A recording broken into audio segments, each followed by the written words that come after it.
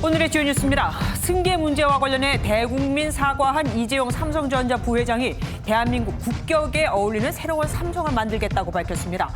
또 자녀들에게 경영권 승계를 하지 않고 82년간 이어온 문호조 경영을 끝내겠다고 말했습니다. 사회적 거리두기가 생활 속 거리두기로 전환된 첫날 체육시설과 식당은 모처럼 활기를 되찾았습니다. 하지만 적지 않은 곳에서 방역 지침이 지켜지지 않고 있었습니다. 국가정보원이 북한 김정은 위원장의 건강 이상설에 대해 정상적으로 국정을 운영하고 있다고 밝혔습니다. 김 위원장이 외부 활동을 줄인 건 맞지만 내부 정비와 코로나19 때문이라고 분석했습니다. 신앙훈련이라며 신도들에게 인부를 먹이는 등 가혹행위를 지시한 교회에 대해 논란이 커지고 있습니다. 목사를 신격화하거나 헌금을 불투명하게 사용했다는 의혹도 제기된 가운데 교단 측은 긴급 대책회의에 들어갔습니다. 박사방 핵심 공범으로 지목된 닉네임 붓다 강훈이 성착취물 제작, 배포 등 11가지 혐의로 재판에 넘겨졌습니다. 공범들에게 범죄 수익이 배분된 정황을 파악한 검찰은 범죄단체 조직죄 적용을 위한 보강 수사를 하고 있습니다. 정부가 서울 용산역 정비창 부지 등 유휴지 활용과 공공 재개발을 위해 통해서 앞으로 3년간 서울에 7만 가구를 추가 공급하기로 했습니다. 정부는 집값 안정을 위해 2023년 이후에도 수도권에 수요보다 3만 가구가 더 많은 25만 가구 이상을 매년 공급하겠다고 밝혔습니다.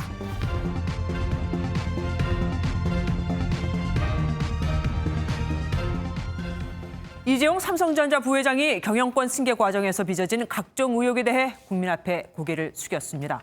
자녀에게 경영권을 물려주지 않겠다는 파격 선언도 했습니다. 전문 경영인 체제로 바꾸겠다는 겁니다. 이상주 기자가 보도합니다. 다소 긴장된 표정으로 단상에 오른 이재용 부회장은 삼성을 향한 국민의 사랑과 관심에 부응하지 못했다며 사과를 전했습니다. 국민의 기대에 부응하지 못했습니다. 이 모든 것은 저희들의 부족함 때문입니다. 저의 잘못입니다. 이어 단상 앞으로 나와 고개를 숙인 이 부회장은 자녀에게 경영권을 물려주지 않겠다며 4세 경영 포기를 전격 선언했습니다. 제 아이들에게 회사 경영권을 물려주지 않을 생각입니다. 오래전부터 마음속에는 두고 있었지만 외부에 밝히는 것은 주저해왔습니다. 이병철 창업회장에서 이건희 회장, 자신으로 이어지는 3대 승계 구조를 후대로 잇지 않고 전문 경영인 체제로 바꾸겠다는 겁니다. 이번 대국민 사과는 그룹 경영권 승계 의혹과 관련해 총수가 직접 사과하라는 삼성 준법감시위원회 권고에 따른 것입니다.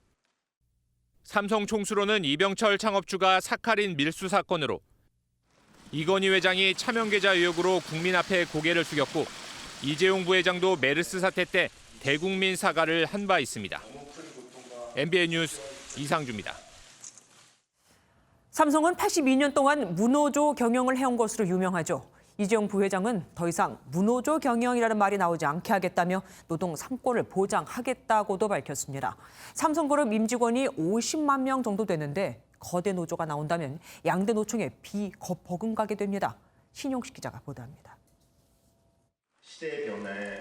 이재용 부회장은 후진적인 노사 문화에 대해서도 사과했습니다. 그러면서 문호조 경영 폐기를 공식화했습니다. 이제 더 이상 삼성에서는 문호조 경영이라는 말이 나오지 않도록 노동 3권을 확실히 보장하겠습니다. 노조 와해 혐의로 재판까지 진행 중인 상황에서 문호조 경영을 둘러싼 논란을 불식시키겠다는 의미로 해석됩니다. 시민사회와 소통도 약속했습니다. 노동계는 노동 3권 보장을 명시적으로 언급한 데 높이 평가하면서도 성실 교섭에 나서는 등 실질적인 조치를 내놔야 한다고 강조했습니다. 그룹에 있는 모든 임직원들은 노조에 대한 두려움들이 꽤 많아요. 그런 전향적인 자세가 필요한 것이지. 삼성 계열사인 현재 6개 노조가 결성돼 있지만 가입 인원은 극소수인 것으로 알려졌습니다. 그룹 임직원이 50만 명에 달하는 만큼 양대 노총에 버금가는 또 다른 거대 노조가 탄생할 수 있을지 노사관계에 변화가 올지 주목됩니다. MBN 뉴스 신용식입니다. 이재용 부회장은 사과문을 발표하는 10분간 2번에 걸쳐 허리 굽혀 사과하기도 했지만 새로운 삼성을 강조하며 이재용 시대를 선언하기도 했습니다. 3세 경영인으로서 선대 회장과 단절하고 이재용 체제로 본격 전환하겠다는 겁니다. 김수영 기자가 보도합니다.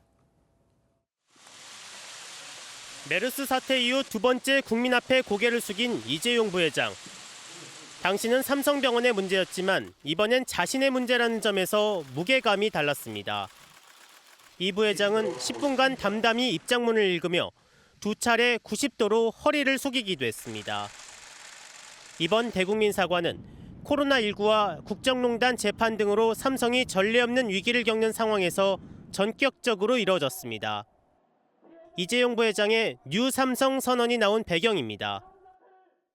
대한민국의 국격에 어울리는 새로운 삼성을 만들겠습니다.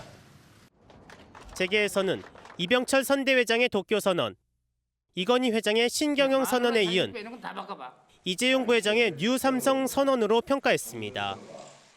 반면 시민단체들은 말뿐인 사과 말고 법적 책임을 지라고 비판했습니다.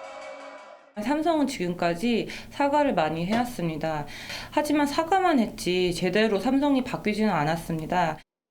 이 부회장은 사과의 진정성을 강조하기 위해 직접 기자회견에 나선 것으로 전해졌습니다. MBN 뉴스 김수영입니다. 이 부회장이 이렇게 직접 나서서 고개를 숙인 건 삼성이 여러 소송에 아직 맞물려 있기 때문이기도 합니다. 현재 국정농단 파기환송심 재판과 삼성바이오로직스 수사가 진행 중이거든요. 그러면 이번 입장문 발표가 이 두 현안에 어떤 영향을 미칠까요? 손기준 기자가 알아봤습니다. 이재용 삼성전자 부회장을 둘러싼 서초동의 현안은 크게 두 가지입니다. 하나는 지난해 8월 대법원이 유죄 취지로 파기환송한 국정농단 재판, 그리고 경영권 승계 과정에서 불거진 삼성바이오로직스의 분식회계 의혹 수사입니다. 먼저 국정농단 재판은 박영수 특별검사팀의 재판부 기피 신청과 법원의 기각, 그리고 재항고 등으로 아직 날짜를 잡지 못하고 있습니다. 다만 재판부 요구로 삼성 측이 지난 1월 김지영 전 대법관을 위원장으로 하는 준법감시위원회를 설립했고, 이 부회장의 입장문 발표가 준법감시위 권고로 이루어진 것이라 의미가 큽니다. 이 부회장은 재판과 무관하게 준법감시위를 계속 유지하겠다는 뜻을 밝혔습니다. 저와 관련한 재판이 끝나더라도 삼성준법감시위원회는 독립적인 위치에서 계속 활동할 것입니다. 그 활동이 중단 없이 이루어지도록 하겠습니다. 재판과 달리 검찰 수사는 막바지에 이르고 있습니다. 경영권 승계 과정에서 불거진 분식회계 의혹 규명을 위해 검찰은 이영호 삼성물산 사장 등 주요 계열사 임원들을 여러 차례 소환해 조사했습니다. 검찰 안팎에서는 사실상 이 부회장 소환만을 남겨뒀다는 분석이 나오고 있어 이르면 이달 말 수사가 마무리될 것이란 전망이 나옵니다. MBN 뉴스 송규주입니다. 이재용 부회장의 기자회견은 파격적이었다는 평가도 나옵니다. 삼성그룹 내에도 큰 변화가 있을 듯하죠. 산업부 이혁근 기자와 얘기 나눠보도록 하겠습니다. 어서 오십시오. 가장 눈에 띄는 건 이 부회장의 4세 경영을 포기했다는 겁니다. 어떤 의미가 있을까요? 네, 이재용 부회장이 자녀 승계에 대해서 입장을 공식 표명한 건 이번이 처음입니다. 네. 어떤 의미냐면요. 그동안 삼성을 포함해서 국내 재벌그룹 대다수가 아주 적은 지분을 갖고 있는 총수가 전체를 지배하는 경우가 맞습니다. 많았습니다. 예. 그래서 이사회가 총수의 말만 따르는 사실상 거수기 역할만 한다는 비판이 있었던 것도 사실입니다. 오늘 이 부회장은 외부의 훌륭한 인재를 모셔오는 게 자신의 책임이라고 밝혔거든요. 네. 앞으로 삼성은 총수 경영에서 이사회 중심의 준법 경영으로 패러다임이 바뀌게 될 전망입니다. 다만 오늘 이사회 개혁안에 대해서 이사회를 개혁하겠다 이런 언급은 없었습니다.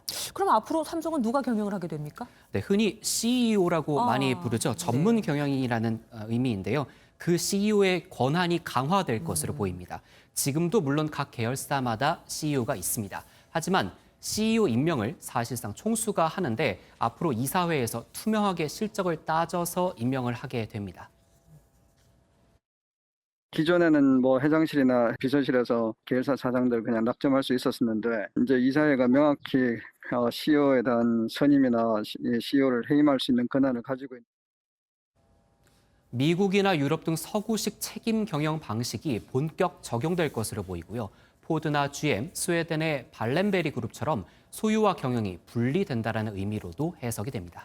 지금까지 총수가 하던 걸 이사회가 한다 뭐 이거잖아요. 하지만 아까 말씀하시기를 이사회 개혁안에 대해서 오늘 적어도 언급이 없었습니다. 그럼 이사회가 바뀌지 않으면 바뀌는 거 없는 거 아닙니까? 이 부분을 이제 민변과 참여연대 등의 단체가 집중적으로 지적을 했는데요. 네. 그러니까 이사회가 막강한 권한을 갖게 되고 실질적인 CEO 임명 또 해임 권한까지 갖게 된다는데 정작 이사회가 바뀐다라는 언급은 없다라는 걸 지적을 했습니다. 네. 아예 이런 이사회 개혁안이 없는 사과는 가치가 없다라고 평가 절하까지 했거든요. 네. 아울러서 이사회의 독립성과 투명성이 향상돼야지만 실질적인 사과의 가치가 있다라고 말했습니다. 앞서 좀 더 구체적으로 보면 그 이사회 구성원이 있지 않겠습니까? 네네. 구성원의 어떤 투명성, 구성원이 어떤 범죄를 저지르지 않거나 기존 범죄와 연루되지 않은 사람들로 바뀌어야 된다, 새로 채워져야 된다 이런 주장입니다. 예. 또 우리 아까 리포트에도 봤었지만 시민단체들도 비판을 많이 했습니다. 네, 맞습니다. 일단은 사법적 책임에 대한 언급이 없었습니다. 이 부분이 많은 비판을 받았고요.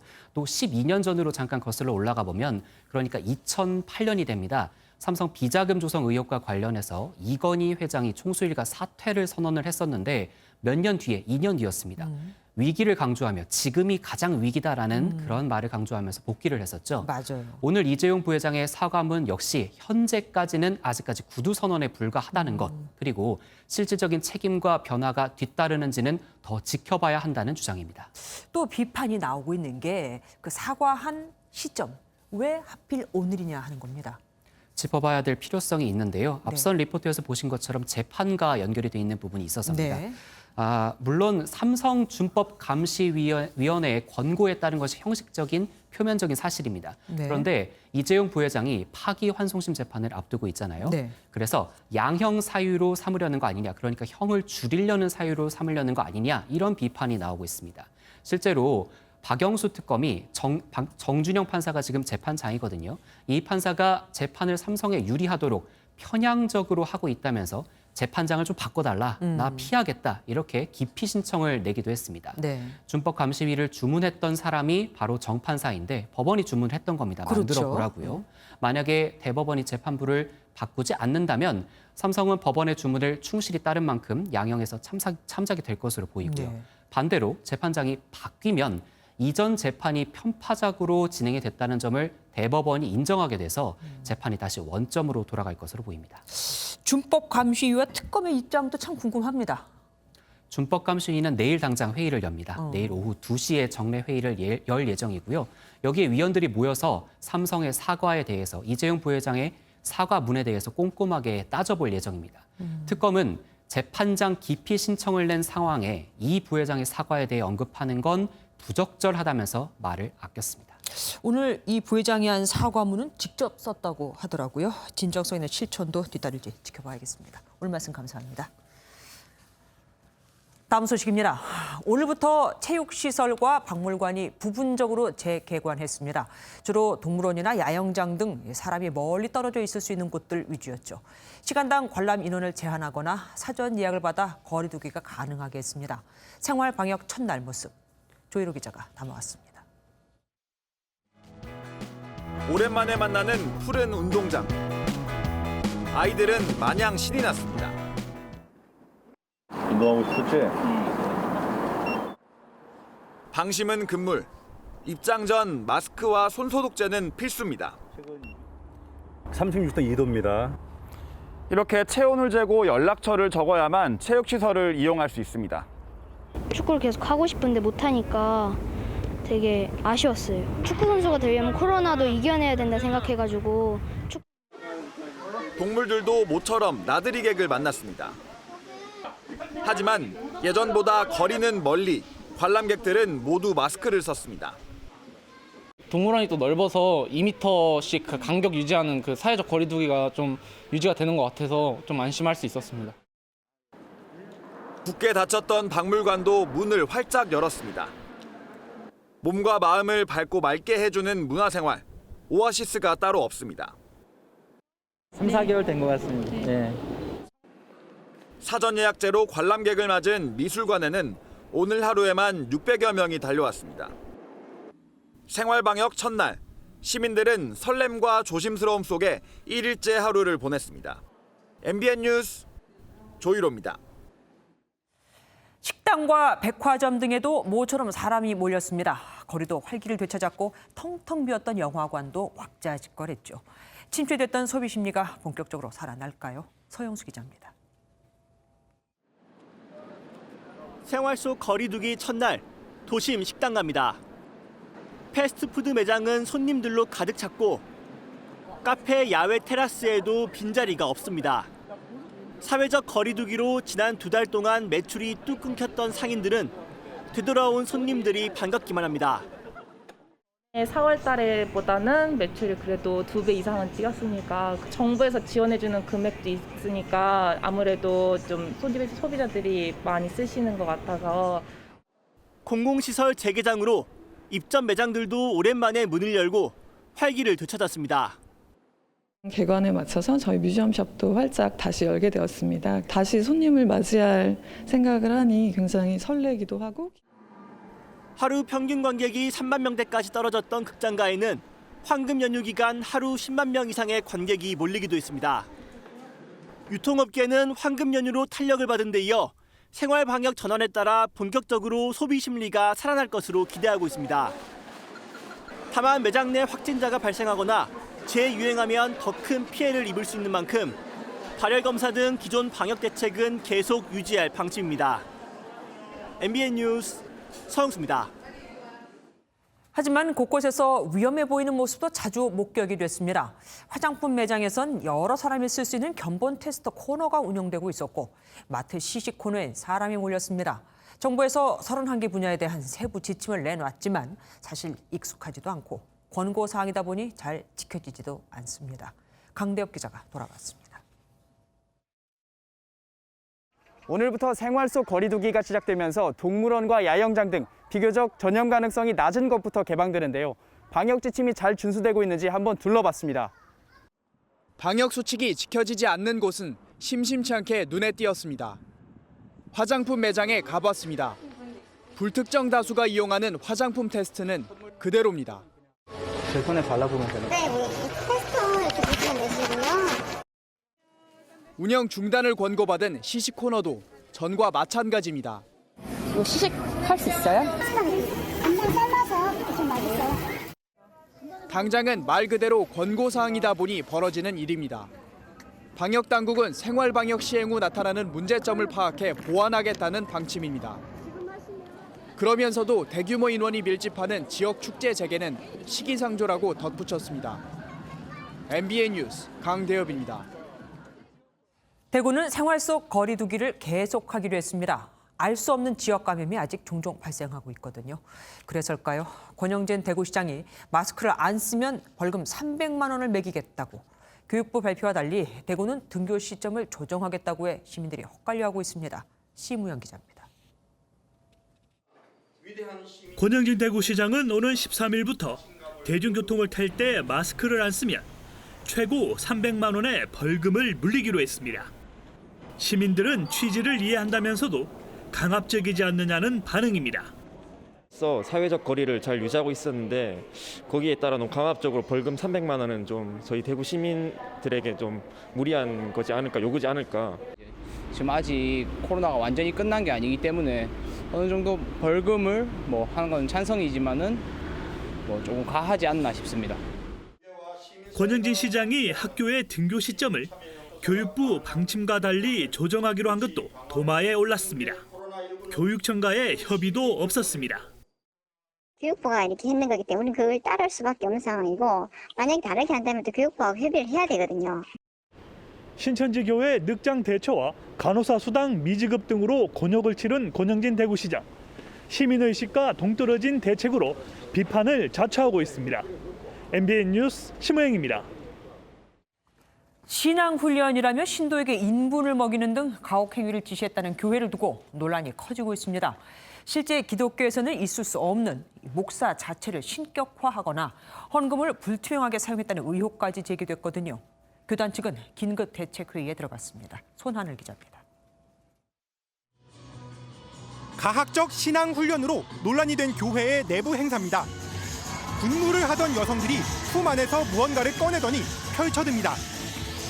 담임 목사와 그 부인의 이름이 새겨진 플랜카드입니다.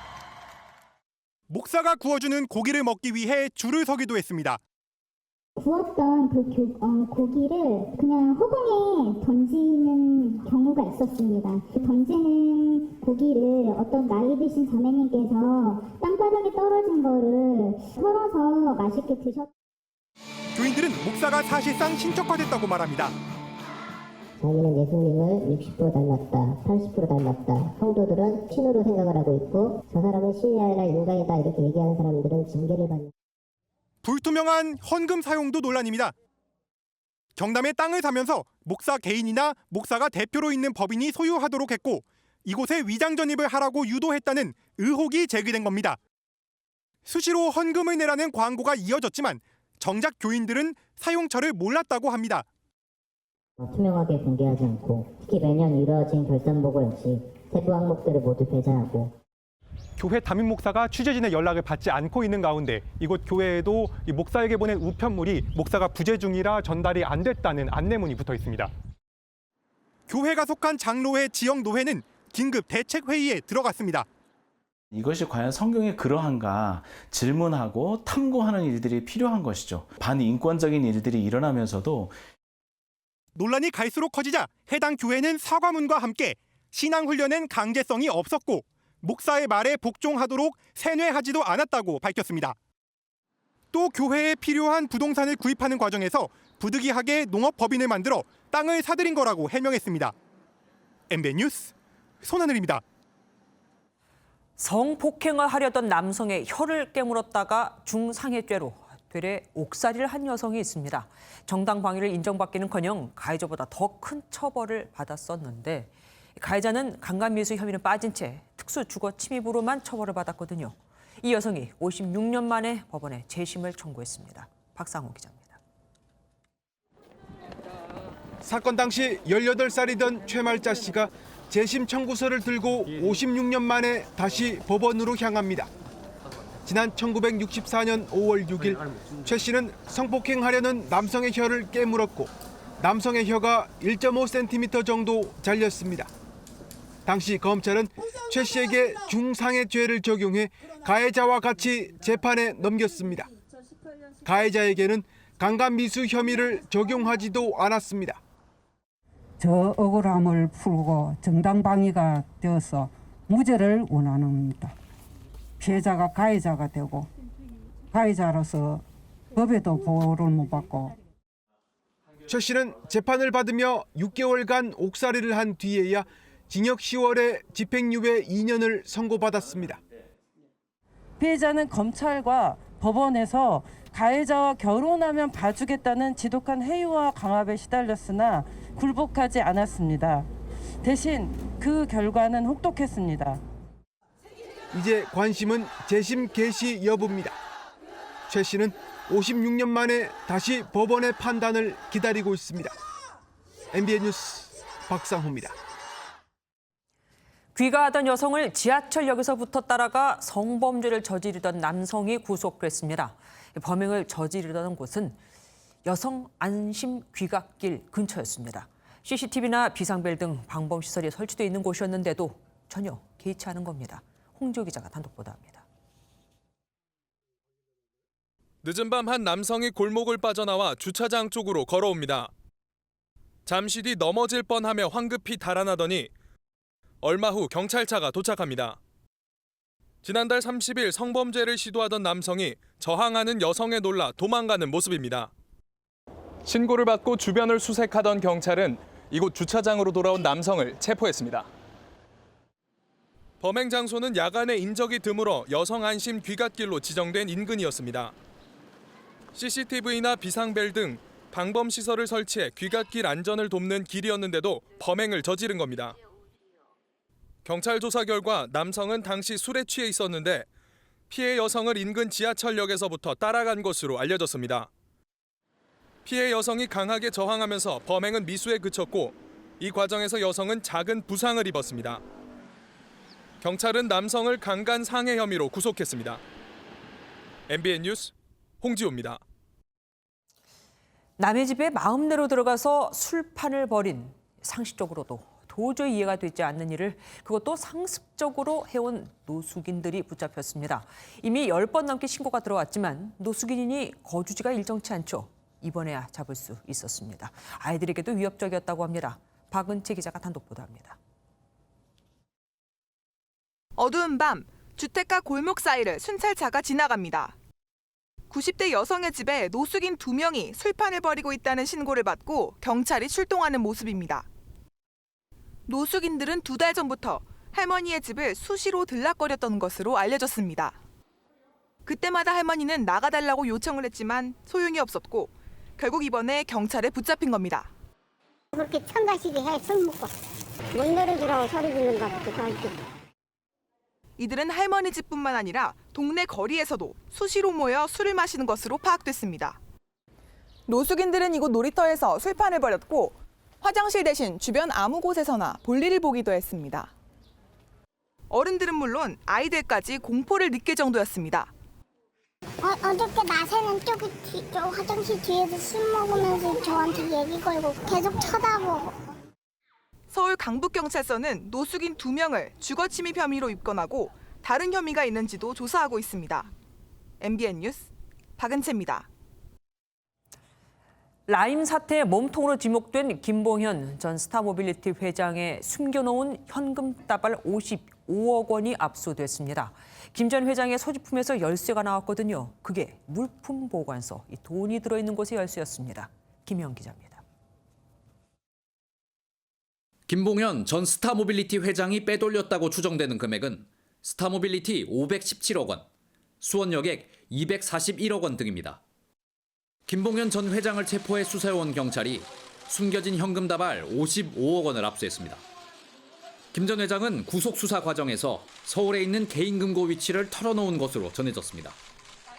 경찰 관계자는 김 전 회장을 체포한 뒤 소지품에서 금고 열쇠가 나와 추궁하자 개인 금고에 대해 자백했다며 금고에서 5만 원권 현금 다발이 들어있는 여행용 가방 3개를 발견했다고 밝혔습니다.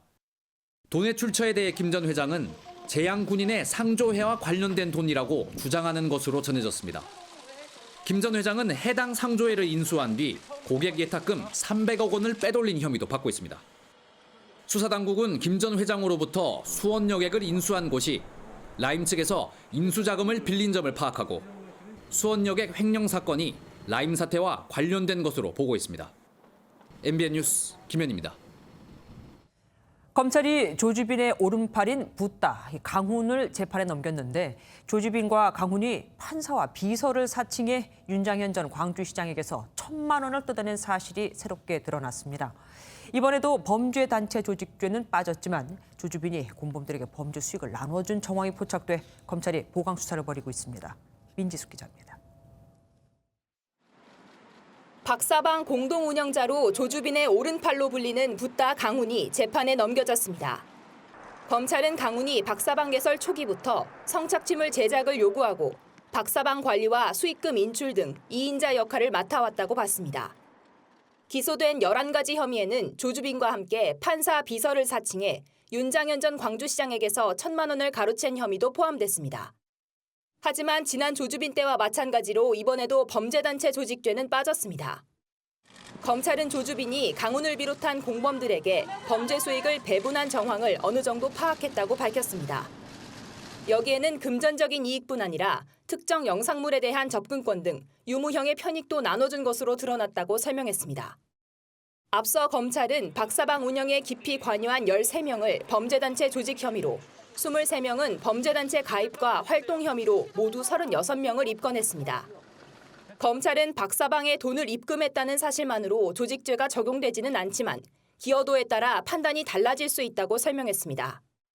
특히 유료 회원들의 경우 성착취물 제작 유포에 공조하면서 필요한 자금을 지급한 것으로 보고 범행자금 제공자로 부르기로 했습니다. 검찰은 증거자료를 보강해 조주빈과 공범들에게 범죄단체 조직죄를 추가 기소하겠다는 방침입니다. MBN 뉴스 민지숙입니다. 취업한 적도 없는 업체에서 월급을 지급받은 것으로 소득 신고가 돼 있다. 황당하겠죠. 업체가 세금을 줄이려고 명의를 도용한 것으로 보이는데 여고 졸업생들의 개인정보를 무더기로 빼돌린 사람은 다름 아닌 교사였습니다. 박호근 기자입니다. 취업하지 않은 곳에서 급여를 받은 것으로 돼 있다는 위장 고용 의혹 고소장이 최근 광주 지역 경찰서에 잇따라 접수됐습니다. 피해자들은 60여 명으로 광주의 한 여고를 2016년 2월에 졸업했다는 공통점이 있습니다. 이들 중 한 명이 코로나19 긴급 생계비를 신청하려고 소득 명세를 확인하면서 의혹이 불거졌습니다. 수십 명의 졸업생 신상 정보를 빼돌린 사람은 이 학교에 재직했던 교사였습니다. 해당 교사는 가족의 부탁을 받고 제자들의 주민등록번호 등 개인정보를 유출했다며 경찰에 자수했습니다. 명의를 도용한 업체는 두 곳입니다. 임금을 지급한 형태로 해가지고 2016년도부터 최근까지라고 나와 있는데요. 기간을 달리해서 이렇게 한 것 같아요. 한 사람당 1,000만 원 안팎의 임금을 지급한 것처럼 꾸며 세무당국에 신고했습니다. 다방면으로 수사하고 있다. 저 개인정보법하고 뭐 국가보장이라는 법률이라든가 세무서 탓이라든가 이런 걸 또함 있게. 경찰은 위장 고용업체가 더 있을 것으로 보고 수사를 확대할 예정입니다. MBN 뉴스 박호근입니다. 38명의 목숨을 앗아간 이천 물류창고 화재 현장에서 3차 합동 감식이 진행됐지만 아직까지도 최초 발화 지점조차 특정을 하지 못하고 있습니다. 이재호 기자가 취재했습니다. 이천 물류창고 화재 현장에 합동 감식단이 들어갑니다. 세 번째 합동 조사로 경찰과 소방, 국립과학수사연구원 등 6개 기관이 동원됐습니다. 합동 감식단은 앞서 진행된 2차례 조사와 마찬가지로 불이 처음 시작된 지점과 화재 원인을 확인하는 데 집중했습니다. 층별로 이뤄진 여러 공정 작업이 어떻게 진행됐는지도 조사했지만 아직까지 뚜렷한 원인은 밝혀지지 않고 있습니다. 유의미한 증거 여부는 전문 감정기관에서 감정 결과를 받아봐야 되기 때문에 현재로서는 추가 합동 감식 예정은 없습니다. 경찰은 공사 관계자 2명을 출국 금지하는 등 관계자 조사도 속도를 내고 있습니다.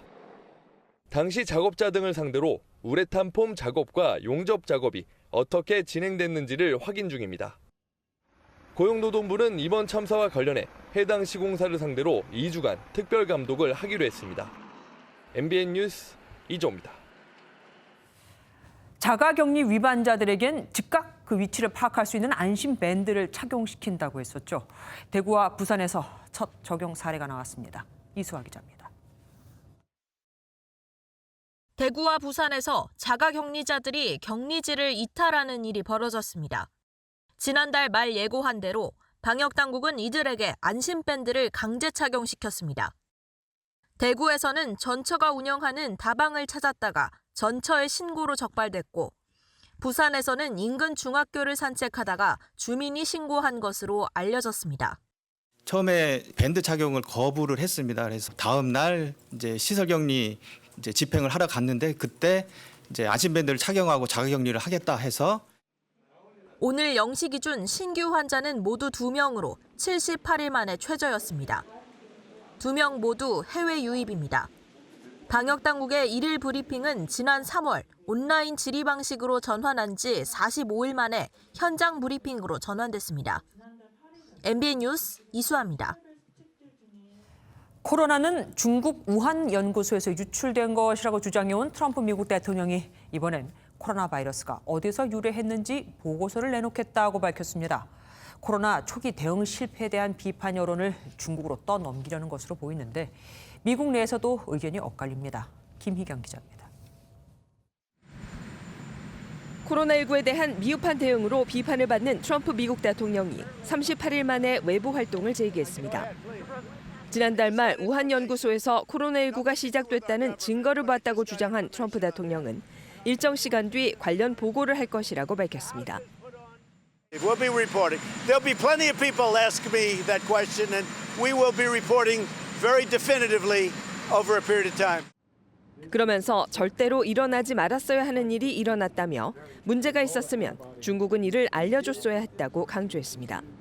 미국 언론은 이 같은 트럼프 대통령의 발언이 미국 내 비판 여론을 돌리려는 의도에서 나왔다고 해석하고 있습니다. 일각에선 미국이 대중 관세 재개를 고려하는 등 무역전쟁 재개까지 이어질 수 있다고 우려합니다. 하지만 트럼프 행정부 내에서도 입장이 엇갈리고 있습니다. 마크 밀리 합참의장은 어떤 것도 확실한 것은 없다고 말했고, 파우치 미 국립 알레르기 전염병 연구소장도 내셔널 지오그래픽과의 인터뷰에서 박진우의 코로나19의 진화 과정을 살펴보면 인간이 만들었을 가능성은 작다고 밝혔습니다. is very, very strongly leaning towards this could not have been artificially or deliberately manipulated. 이처럼 논란이 이어지는 가운데 트럼프 대통령은 기존 코로나19 TF팀을 해산하고 새로운 그룹을 만들 것임을 시사해 우려는 더욱 커지고 있습니다. MBN 뉴스 김희경입니다.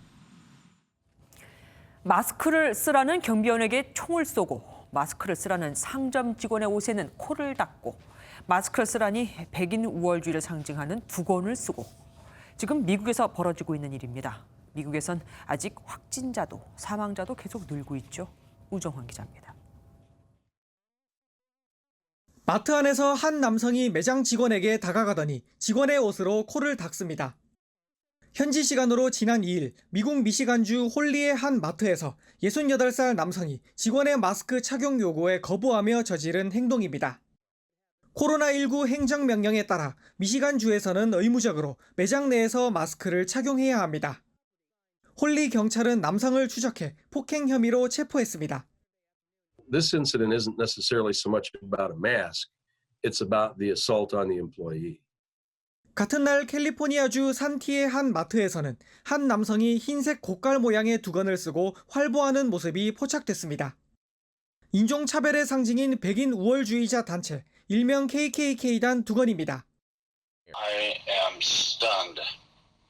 Stunned because it's always sad when somebody, regardless of what their reasoning is, resorts to putting any kind of symbol out there that depicts some kind of hatred. 하루 전인 지난 1일 미시간주 플린트에서는 마스크 착용을 요구한 매장 경비원이 총에 맞아 숨지는 사건이 벌어졌습니다. 이 경비원은 손님으로 온 여성이 마스크를 쓰지 않아 말다툼을 벌였습니다. 화가 난 여성은 밖으로 나가 남편과 아들을 데리고 돌아왔고 아들은 경비원을 향해 총을 쐈습니다. 이 여성을 체포한 경찰은 달아난 남편과 아들을 추적 중입니다. MBN 뉴스 우종환입니다. 지난해 정부의 12.16 초강력 부동산 대책 이후 코로나까지 겹치면서 서울 집값이 하락세로 접어들었죠.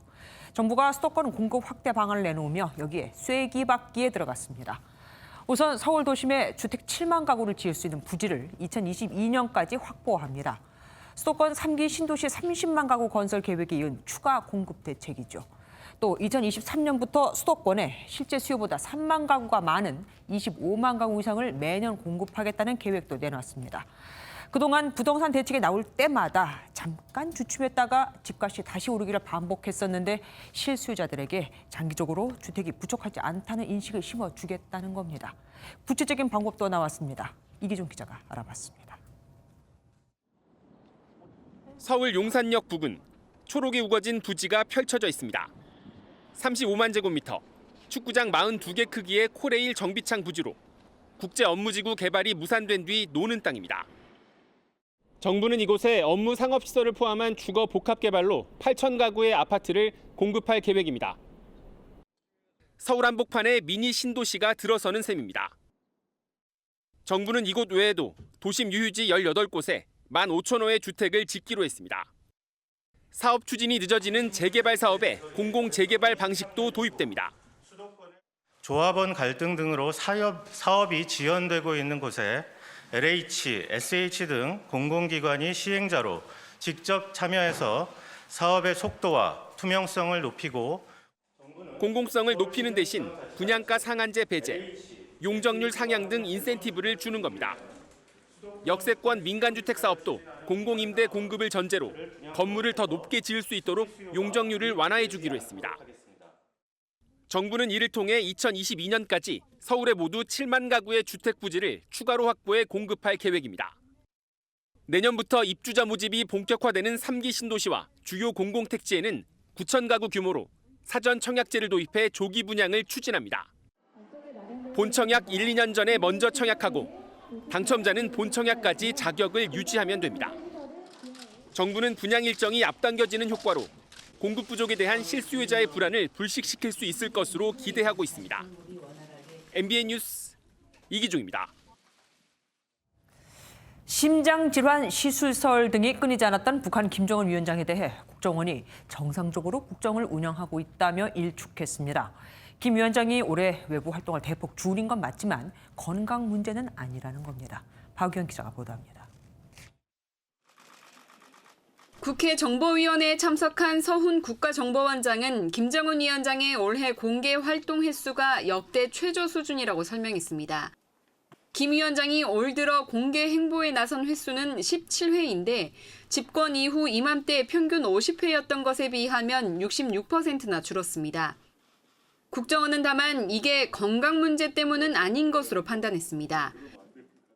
내부 전열 재정비에 집중한 데다 코로나19 상황이 겹치면서 공개 활동을 대폭 축소했기 때문이라고.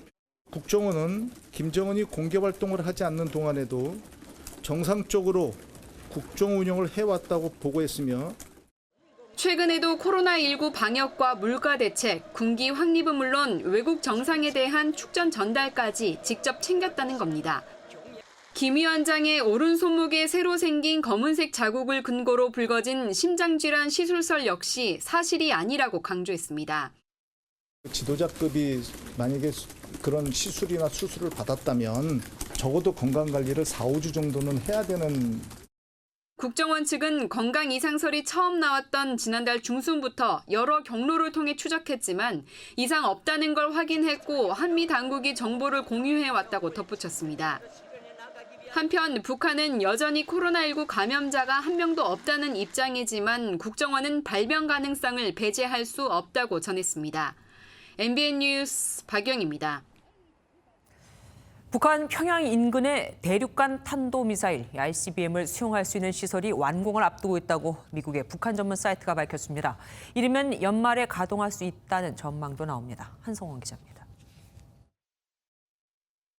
평양 순안공항에서 남서쪽으로 1.5km 부근, 평양과는 약 17km 떨어진 신리라는 곳에서 미사일과 관련한 거대한 시설이 포착됐습니다.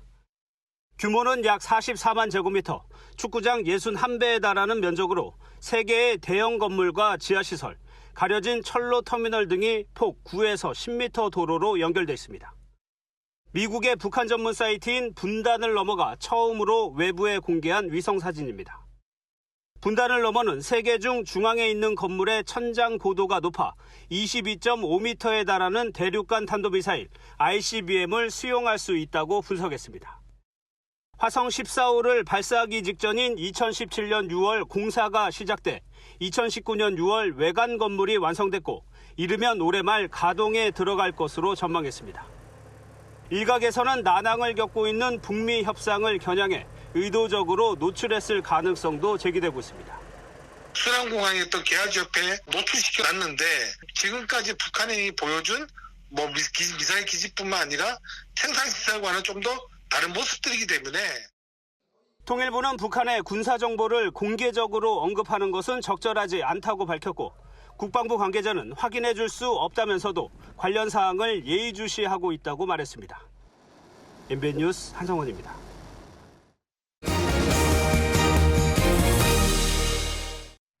더불어민주당이 내일 21대 국회 첫 원내대표를 뽑습니다. 초선 의원들의 선택이 최대 변수라고 하죠. 누굴 찍을지 토론회 이후 마음이 바뀌었다는 이들도 꽤 있었습니다. 선한배 기자가 보도합니다. 민주당 원내대표 후보 합동 토론회장. 후보들은 공략할 대상의 특성을 고려해 한 목소리로 초선 우대를 강조했습니다. 초선 의원님들께서 전문성이 있고 또 관심 있는 분야 상임위에 배정이 되어야 더 큰 열정을 갖고 일해서 초선 당선자님들의 전문성과 의견에 따라 상임위를 우선적으로 배정을 하고 오직 여러분들의 전문성과 지역과 이런 특징들 고려해 갖고 아주 공정하게 원내직을 배분하고 표심을 끌기 위해 친문계인 김태년, 전해철 의원은 당정청 원팀을 강조한 반면 비주류인 정성호 의원은 당정청 관계는 늘 좋았다며 야당과의 협치 능력을 부각시켰습니다. 이들과 의정활동 경험이 없는 초선들은 공보물도 꼼꼼히 살피며 신중한 모습을 보였습니다. 토론에 들어오기 전에 생각했던 분이 계셨는데 토론을 듣다 보니까 헷갈리기 시작했습니다. 후보에 대한 어떤 결정을 잘 못했어요. 나오면서는 어느 정도 마음을 굳히게 됐습니다. 민주당은 내일 오후 2시 투표를 거쳐 21대 국회 첫 원내대표를 결정합니다. 한편 차기 국회의장 후보군인 6선의 박병석, 5선의 김진표 의원이 나란히 토론회장을 찾아 초선 표심 공략에 나서 눈길을 끌었습니다. MBN 뉴스 서남희 씨입니다. 총선 참패를 딛고 당을 수습할 미래통합당의 원내대표 경선은 그 다음 날 이틀 뒤입니다. 오늘 후보 등록이 마감됐는데 영남 주호영 의원과 수도권 권영세 당선인의 양자 대결이 성사됐습니다. 권영범 기자입니다. 미래통합당 차기 원내대표에 출사표를 던진 주호영 의원이 러닝메이트 이종배 의원과 후보 등록 신청서를 제출합니다. 바른정당 당대표 권한대행 등 지도부 경험을 강조하고 있는 주 의원은 기획재정부 차관 출신 이 의원과 손을 잡았습니다. 그 지역구분은 의미가 없다고 봐요. 누가 더 어느 팀이 더 원내대표 정책위 의장으로 적합한가 안 한가 그걸 봐야 되는 거지. 8년 공백을 딛고 서울에서 4선에 성공한 권영세 당선인은 공백 기간이 오히려 당을 객관적으로 볼 수 있는 장점이 될 것이라고 강조했습니다. 권 당선인은 경남 3선 조혜진 당선인을 정책위 의장 후보인 러닝메이트로 내세우며 당내 영남 표심 잡기에 나섰습니다. 절체절명의 위기를 극복하는 출발선이 되어야 한다고 믿습니다. 반드시 원내대표가 되어서 당과 나라를 구할 희망의 길을 열겠습니다. 등록 마감일인 오늘 김태흠 의원과 이명수 의원이 불출마 뜻을 밝히면서 경선은 영남대 수도권의 2파전으로 치러지게 됐습니다. 당선인 가운데 3분의 2를 차지하는 영남 지역 의원들과 41명의 초선 의원의 표심이 당락을 좌우할 것으로 보입니다. 여기에 선거 당일 진행되는 후보자 정견 발표와 초선 의원 25명이 제안한 끝장 토론도 당락을 결정할 중요한 변수가 될 전망입니다. MBN 뉴스 권용보입니다.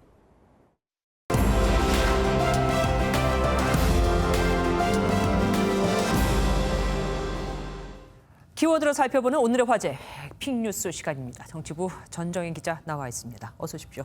오늘 첫 번째 키워드는 뭡니까? 네, 첫 번째 키워드는 수양 부족입니다. 누구 얘기입니까? 네, 이낙연 전 총리가 자신에 대해 한 말인데요. 어제 이천 화재 참사 합동 분향소를 찾았던 이 전 총리의 발언이 논란이 되자 사과하며 이같이 말한 겁니다. 조문 갔다가 유가족들한테 항의받았던 그 일 때문인 거죠? 네, 맞습니다. 어제 상황을 다시 정리해 보겠습니다. 네, 조문을 마치고 유가족 대기실을 찾았던 이 전 총리가 황급히 나오는 모습인데요. 네. 유가족들이 고성과 함께 항의를 하고 있습니다. 유가족과 면담 과정에서 이 전 총리의 발언이 문제가 됐는데요. 이번 사고 대책을 갖고왔냐는 유가족 질문에 이 전 총리는 지금 현직에 있지 않다. 국회의원이 아니다라고 답했습니다. 그리고 유가족들 데리고 장난치냐는 항의에 장난으로 왔겠느냐고 맞받아치고 사람들 모아놓고 뭐 하는 거냐는 물음에는 제가 모은 게 아니지 않냐고 말했습니다. 평소 절제된 표현을 참 잘하는 분으로 유명한데 이번에는 참 의외이긴 합니다. 정치권에서 뭐 당연히 비판이 쏟아졌겠죠. 네, 그렇습니다. 미래통합당 장제원 의원은 이 전 총리의 발언이 논리적으로 틀린 말이 하나도 없는데 왜 이리 소름이 돋냐고 지적했는데요. 예. 머리만 있고 가슴은 없는 정치인의 전형, 이성만 있고 눈물은 없는 정치의 진술을 본다고 강도 높게 비판했습니다. 민생당도 한마디로 알맹이 없는 조문이라며 이 전 총리의 대응이 부적절했다고 지적하는 등 정치권의 비판이 쏟아졌습니다. 그런데 오늘 오전까지만 해도 저게 어제 있었던 일이잖아요. 네, 그렇습니다. 오전까지만 해도 이 전 총리 측에서는 좀 억울하다 뭐 이런 얘기를 호소했었어요. 네, 이 전 총리 측은 관련 발언들에 대해 책임 회피가 아닌 겸손한 취지의 발언이었다고 해명했습니다. 그리고 조용히 조문만 하고 오려던 것이었다며 억울함을 토로하기도 했는데요. 하지만 이 같은 해명에도 비판이 쏟아지자 이 전 총리가 직접 사과하기로 한 것 같은데 발언 직접 들어보겠습니다. 예. 유가족들의 마음에 저 얕은 생각이 다다를 수 없다는 것은 자명한 일입니다. 그것을 충분히 인지하지 못한 것은 저의 수양 부족입니다. 항의한 사람들은 유가족들이고 유가족들은 저 얘기를 듣고 뭐 화를 좀 가라앉혔습니까? 네, 그래서 유가족 대표에게 연락을 취해봤더니 이미 엎질러진 물이라고 말했습니다. 여전히 화가 풀리지 않아 보였는데요. 총리 출신의 유력 대권 주자여서 기대가 컸는데 무책임한 태도에 화가 났다고 설명했습니다. 박지원 민생당 의원도 한마디 거들었는데요. 박 의원은 이 전 총리가 현재 잘하고 있지만 실수를 안 해야 한다면서 과거 고건 전 총리와 이해창 전 총리가 압도적 지지를 받았지만 대통령은 다른 사람이 됐다고 꼬집었습니다. 국민들의 지지가 높을수록 더 조심해야겠죠. 다음 키워드는 뭡니까? 네, 에어매트입니다. 어제부터 국회에 때 아닌 소방용 에어매트가 설치됐는데요. 네네. 네, 사진을 보시면 국회의원 회관 2층 현관 지붕에 한 남성이 올라가 있습니다. 저게 왜 올라간 겁니까? 네, 이 남성은 군사 독재 시절 장애인 등을 불법 감금하고 강제 노역시킨 부산 형제복지원 사건의 피해자 최승우 씨입니다. 예. 최 씨는 이 사건의 진상을 규명해줄 과거사법 개정안 통과를 그동안 요구해 왔는데요. 그런데 20대 국회 마지막 본회의 개최가 불투명해지자 법안을 처리해달라며 농성에 나선 겁니다. 법안이 휴지 조각이 되게 생겼다. 이걸 막았다는 네, 이거인 것 같은데 20대 국회 임기가 이달 29일로 끝 아닙니까? 그럼 그 안에 본회의 열어서 이게 처리될 가능성은 있는 겁니까? 네, 일단 민주당은 이달 중에 본회의를 열고 주요 법안은 반드시 통과시켜야 한다며 연일 미래통합당을 압박하고 있습니다. 반면 통합당은 오늘 8일 본회의 소집에 합의한 적이 없다며 본회의 개최에 반대 입장을 분명히 했는데요. 내일 새 원내대표를 선출하는 민주당은 8일이죠. 통합당 원내대표 선거 이후 본회의 개최 문제를 다시 협의할 방침입니다. 4월 임시국회 회기는 15일에 끝나는데요. 그 전에 본회의를 추가로 추진할 예정이지만 통합당이 응할지는 미지수입니다. 내일과 모레 이틀 동안 열리는 원내대표 선거 결과에 따라서 또 뭔가 다 바뀔 수도 있겠죠. 네, 오늘 말씀 여기까지 듣겠습니다. 감사합니다. 다음 소식입니다. 보수단체와 5.18 단체가 충돌했습니다. 다음 주 월요일이 5.18 민주화운동 40주년인데 보수단체가 다음 주말 집회 신고를 했고 광주시가 이를 거부했거든요. 보수단체가 이걸 따지러 갔다가 부딪힌 겁니다. 정치훈 기자입니다. 보수 성향 시민단체가 광주시청 앞에 모습을 드러냈습니다. 오는 16일과 17일 5.18 항쟁이 벌어졌던 금남로 일대에 집회 신고를 했다가 광주시가 코로나19 확산을 우려해 금지하자 항의 집회에 나섰습니다. 직권남용에 의한 국민의 집회결사 자유침해 행위에 대해 즉각 사과하고 이후 5.18 재단 앞으로 가는 도중에 시민들이 앞을 가로막아서며 양측 간 충돌이 벌어졌습니다. 보수단체가 집회를 강행한다는 소식이 전해지자 5.18 단체 관계자들은 강력히 항의했습니다. 부모 형제를 가슴에 묻고 모서리 막은 지 40년이 됐어. 가! 여기 와서 하지 마! 제발 가, 제발! 결국 보수단체가 돌아서며 대치 상황이 끝났습니다. 광주시는 집회를 강행하면 벌금을 물리겠다며 강경 입장을 밝혔고 광주시의원과 각 구의원도 한 목소리로 보수단체의 집회를 규탄했습니다. MBN 뉴스 정촌입니다. 이젠 마스크 공급량도 늘고 오부제도 정착이 되면서 마스크 수급이 안정됐다고 하죠. 인터넷에는 공적 마스크보다 더 값이 싼 마스크까지 등장을 하면서 이제는 가격 인하 청원까지 등장했습니다. 수출길도 열어달라면서요. 이병주 기자입니다. 서울 시내 한 약국입니다. 불과 얼마 전까지만 해도 마스크를 구하려는 사람들로 북적였던 것과 달리 공적 마스크 물량이 많이 남아있는데도 약국이 한산합니다. 마스크 오부제가 안착된 데다 3월 첫째 주 3,300만 장에 불과하던 공급량이 지난주엔 5,600만 장 이상 풀릴 만큼 공급도 안정화됐기 때문입니다. 덕분에 정부는 지난주부터 1인당 3매 판매를 시행할 정도로 여유가 생겼습니다. 심지어 인터넷에선 민간 유통된 마스크가 1,100원대에 팔리면서 공적 마스크 가격을 낮춰야 하는 것 아니냐는 목소리까지 나옵니다. 그러니까 사기도 조금 편해졌는데 솔직히 1,500원은 조금 비싼 것 같고요. 여기서 가격이 한 1,000원 정도까지 좀 다운됐으면 좋겠어요. 실제 청와대 국민청원 게시판에는 공적 마스크 가격 인하를 요구하는 청원까지 등장했습니다. 정부는 마스크 생산과 유통, 판매 전 단계의 비용을 고려해 가격을 책정했다면서 유관기관과 협의해 결정할 사항이라고 설명했습니다. 기획재정부, 조달청 등 관계부처와 좀 긴밀한 협의라든가 검토가 있어야 될 사안이란 말씀드리겠습니다. 정부의 마스크 비축분이 꾸준히 늘고 있는 가운데 공적 마스크 계약이 만료되는 6월 이후 상황도 대비해야 한다는 지적도 나옵니다. 마스크 제조업체들이 생산량을 대폭 늘려놓은 만큼 수출 금지 조치를 완화해야 한다는 목소리도 나오는 건데 정부는 상황을 봐가며 결정하겠다는 입장입니다. MBN 뉴스 이병주입니다. 이번에는 벤츠였습니다. BMW처럼 전자제어 장치를 조작해 인증시험 때보다 13배나 더 많은 질소 산화물을 길바닥에 그대로 쏟아내게 한 겁니다. 강영호 기자가 보도합니다. 지난 2015년 국내에 출시된 벤츠의 SUV입니다. 이 차종을 포함해 벤츠 12종, 닛산 1종, 포르쉐 1종의 배출가스가 조작됐습니다. SCR이라는 질소산화물 저감 장치를 조작하는 방식이었습니다. SCR은 요소수를 촉매로 사용해 질소산화물을 물과 질소로 분해합니다. 벤츠 측은 요소수가 정상적으로 분비되는 실내 시험대와는 달리 실제 주행 시 요소수를 점차 줄이는 방식으로 질소산화물 배출량을 조작했습니다. 인증시험에서 정상치였던 배출량은 도로주행에서 최대 13배까지 늘어났습니다. 요소수 공급량을 줄이게 되면 그만큼 요소수를 보충해야 되는 주기를 늘릴 수 있는 거고요. 비용들을 그만큼 줄이는 효과가 있을 수가 있습니다. 벤츠가 배출가스 조작으로 적발된 것은 이번이 처음입니다. 벤츠 측은 환경부의 발표에 동의하기 어려운 부분이 있다며 추후 불복 절차를 진행할 방침이라고 밝혔습니다. 환경부는 역대 최대인 776억 원의 과징금을 부과하고 리콜을 명령했습니다. MBN 뉴스 강영호입니다. 어린이 보호구역에서 사고를 낸 운전자의 처벌 기준을 강화한 이른바 민식이법이 시행된 지 벌써 한 달이 넘었습니다. 그동안 이 구역에서의 사고는 절반 이하로 줄었는데 사실 아이들이 등교 자체를 하지 않았죠. 개학을 앞둔 스쿨존 심가현 기자가 돌아봤습니다.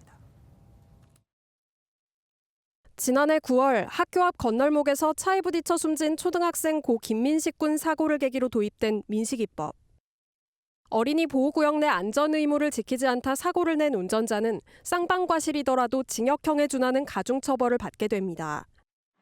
이번 달부터 개학이 시작되면서 스쿨존 내 상황이 어떤지 살펴봤습니다. 작은 골목길의 한 초등학교 앞. 지나가는 차마다 거북이 걸음에 속도 측정판에도 시속 30km 이상은 좀처럼 뜨지 않습니다. 운전자들은 전보다 경각심이 커졌다고 입을 모읍니다. 초등학교 1학년, 6학년 애들이 있고 저도 운전을 하는데 법이라도 이렇게 하니까 훨씬 조심하게 되고. 하지만 제한 속도를 지키지 않는 차량도 여전합니다. 대로변에 위치한 강남의 한 초등학교 앞입니다. 제가 직접 지나가는 차들의 속도를 재보겠습니다. 곳곳에 표시된 경고 문구를 무시한 채 쌩쌩 내달리는 차들은 시속 30km를 넘기기 일쑤입니다. 신호가 잦지 않고 규모가 큰 도로일수록 속도를 지키지 않는 겁니다. 아직 등교 개학 전이라 아이들은 보이지 않지만 모두 사고 시 민식이법에 따른 가중처벌 대상입니다. 개학이 미뤄지면서 최근 한 달간 스쿨존에서의 어린이 부상사고 건수는 지난해보다 절반 이하로 줄어든 상황. 개학 후에도 감소세를 이어가려면 운전자들의 지속적인 주의가 필요해 보입니다. MBN 뉴스 심가현입니다. 여자 배구 흥국생명의 쌍둥이 자매 이재영, 이다영 선수가 한 팀에서 뭉친 뒤 첫 훈련에 나섰습니다. 힘든 산행에도 유쾌한 모습을 잃지 않았다고 하는데 다가오는 시즌 목표는 이구동성 우승입니다. 전남주 기자의 보도입니다. 비시즌 휴가를 마치고 체력을 끌어올리기 위해 등산에 나선 흥국생명 선수들. 산에 오르던 이재영은 재치 있게 농담을 던집니다. 저 얼마나 나왔어요? 1.4km. 택시 타고 가고 싶다. 콜택시 불러주면 안 돼? 흥부자 이다영답게 산행에서도 세리머니는 빠지지 않았습니다. 하! 피스. 잠깐만. 새 팀에 합류한 지 사흘째지만 팀에 빠르게 적응 중입니다.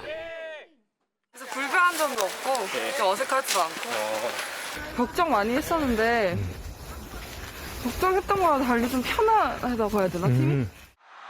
국가대표 경기 중 결정적 상황에서 김연경에게 토스하겠다고 답한 이다영. 소속팀에서 선택은 동료였습니다. 공격수들을 많이 활용하려고 생각도 하고 있고, 그리고 워낙 지금 흥국생명 공격수들이 너무 좋기 때문에. 두 선수가 뭉치며 우승 후보 영순위가 된 흥국생명. 목표는 같았습니다. 통합 우승은 뭐 개인적으로 뭐 큰 목표지만 저는 통합 우승도 하고 싶고 재영이만 믿고 있어요. MBN 뉴스 전남주입니다. 오늘 서울은 27.6도를 기록하며 올 들어 가장 높은 기온을 기록했습니다. 특히 광주는 30도를 웃돌면서 여름 더위를 보였는데요.